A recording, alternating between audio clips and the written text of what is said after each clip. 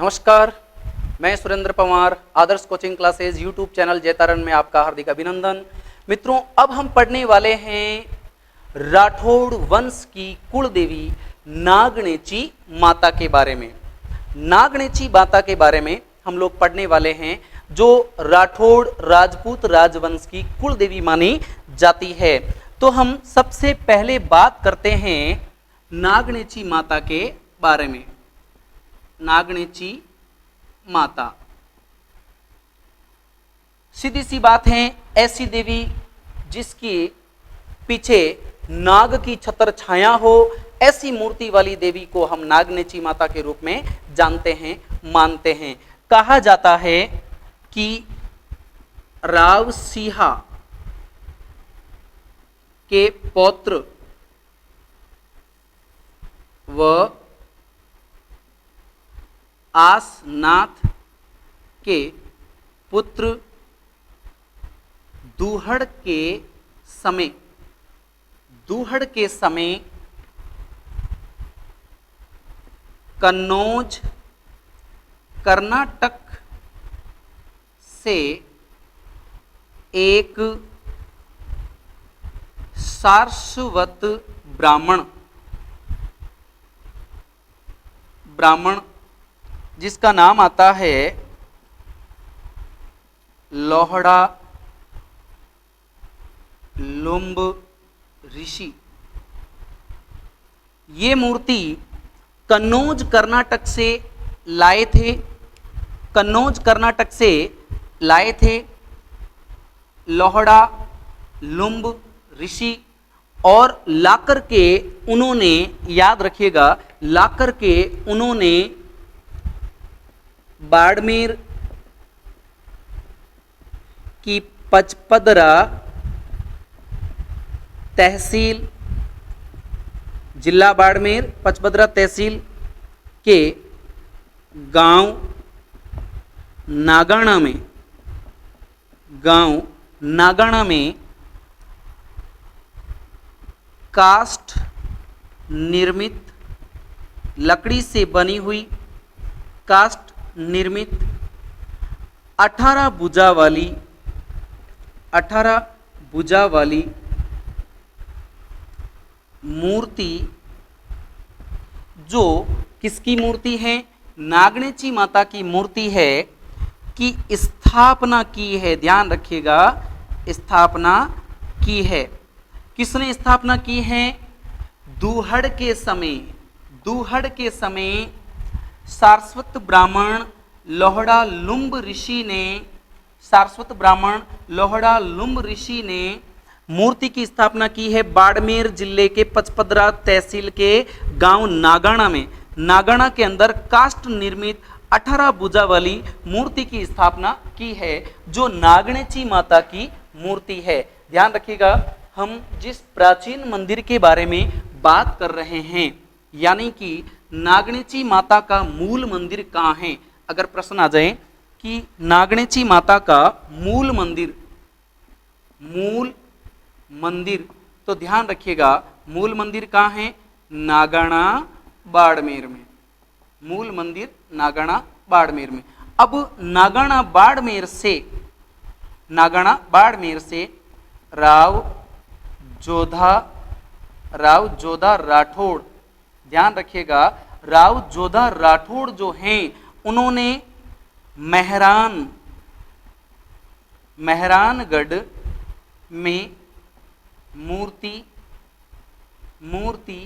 मंगवाई है। ध्यान रखिएगा, जो मूल मूर्ति है नागाणा में, उस मूर्ति को मेहरानगढ़ में मंगवा ली। किसने मंगवा ली? राव जोधा ने मंगवाई है। ध्यान रखिएगा, यानी नागाणा से मुख्य मूर्ति को लाने का कार्य किस राजा ने किया है? राव जोधा राठौड़ ने किया, जिन्होंने जोधपुर नगर को बसाया है, मेहरानगढ़ किले को बनाया है। ध्यान रखिएगा, 1459 के अंदर जिसने जोधपुर नगर को बसाया है, उन्होंने ही नागाणा से मेहरानगढ़ में नागणेची माता को लाकर के मंदिर की स्थापना की है।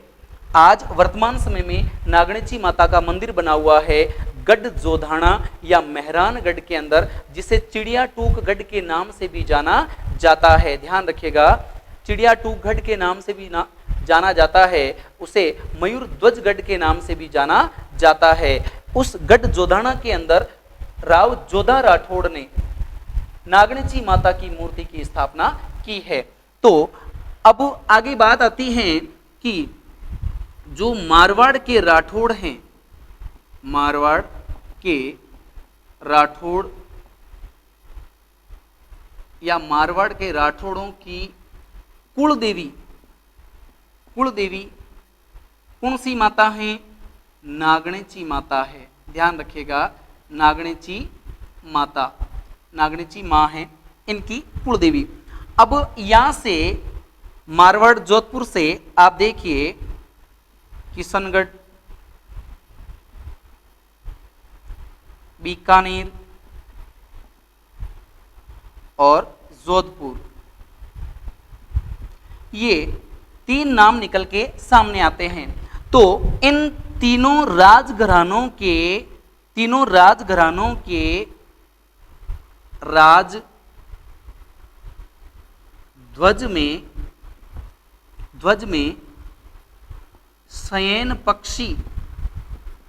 पक्षी का मतलब होता है बाज, बाज मन चील, पक्षी को अंकित किया जाता है। याद रखिएगा, अगर मैं बात करूं श्वेत चील,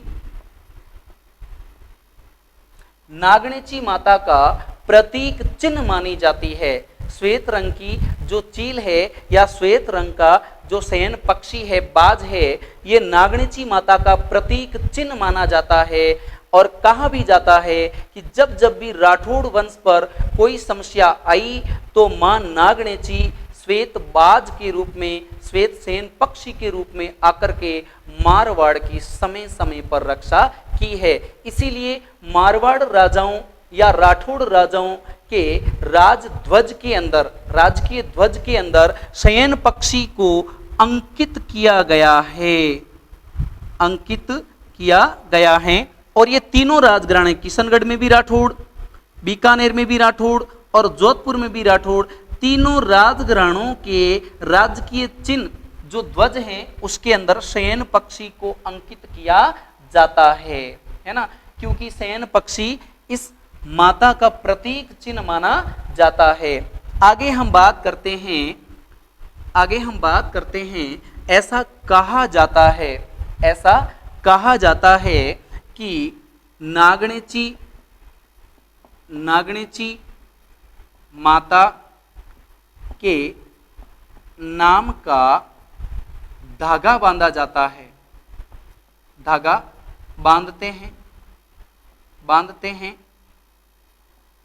हाथ या गले में, उसमें 7 गांठें होती है, 7 गांठें होती है। ऐसे धागे को माता का कड़ा कहा जाता है। ध्यान रखिएगा, ऐसा धागा जो नागणेची माता के नाम का हो, जिसमें 7 गांठें हो, उस धागे को माता का कड़ा कहा जाता है। राठौड़ वंश के राजपूतों में माता का कड़ा धारण करने की प्रथा रही है। ध्यान रखिएगा, माता के कड़ा धारण करने की प्रथा रही है। कहा जाता है कि जो मूल मंदिर नागाना में बना हुआ था उसके बारे में कि दूहड़ को एक बार, जो राजा दूहड़ राठौड़ है उनको एक बार स्वप्न आया और स्वप्न में माता रानी ने कहा कि गांव में जो नीम का वृक्ष है उसके नीचे मेरी मूर्ति दबी हुई पड़ी है। तो दूहड़ ने वहां खुदाई करवाई तो नीम वृक्ष के नीचे माता की मूर्ति निकली, तो उन्होंने वहां पर मंदिर की स्थापना करवाई। इसीलिए राठौड़ वंश के लोग जो हैं वो नीम वृक्ष की पूजा करते हैं और नीम वृक्ष को जलाते नहीं हैं। ध्यान रखिएगा, राठौड़ राजवंश के लोग नीम वृक्ष को जलाते नहीं हैं। नीम वृक्ष राठौड़ राजवंश के लोगों के लिए पूजनीय माना जाता है। आगे हम बात करते हैं कि बीकानेर के जो राव बीका राठौड़ हैं, बीकानेर के जो राव बीका राठौड़ हैं, उन्होंने बीकानेर के अंदर, बीकानेर में बीकाजी राठौड़ ने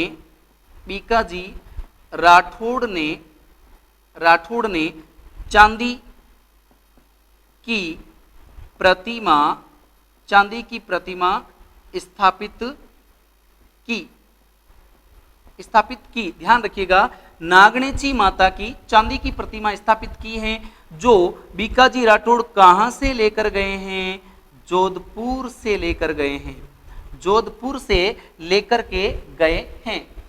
नागणेची माता के बारे में कहा जाता है कि मालदेव राठौड़ के समय जेत सिंह की पुत्री का विवाह मेवाड़ के महाराणाओं के साथ हुआ था। उस समय गलती से नागणेची माता का एक बॉक्स, एक पेटी के अंदर जो मूर्ति थी वो वहां पर चली गई।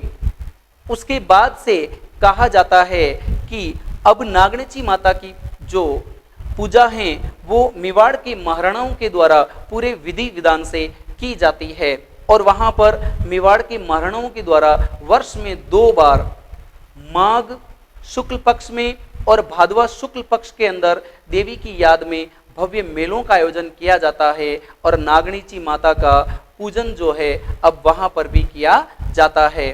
तो ये जो इतिहास हैं हम पढ़ रहे थे नागणेची माता के बारे में। याद रखिएगा, मेड़ता के वीर कल्लाजी राठौड़, उनकी कुलदेवी भी नागणेची माता ही हैं। मेड़ता के वीर कल्लाजी राठौड़, जिन्हें 4 हाथ वाले लोक देवता कहा जाता है, उनकी कुलदेवी भी नागणेची माता ही हैं। यानी मेड़ता में जो राठौड़ हैं उनकी कुलदेवी भी नागणेची माता, बीकानेर के राठौड़ों की कुलदेवी भी नागणेची माता, किशनगढ़ के राठौड़ों की कुलदेवी भी नागणेची माता, और जोधपुर के राठौड़ों की तो कुलदेवी नागणेची माता है ही। तो ये एक नागणेची माता का छोटा सा इतिहास था जो मैंने आपके सामने रखा है। बहुत बहुत धन्यवाद। नमस्कार।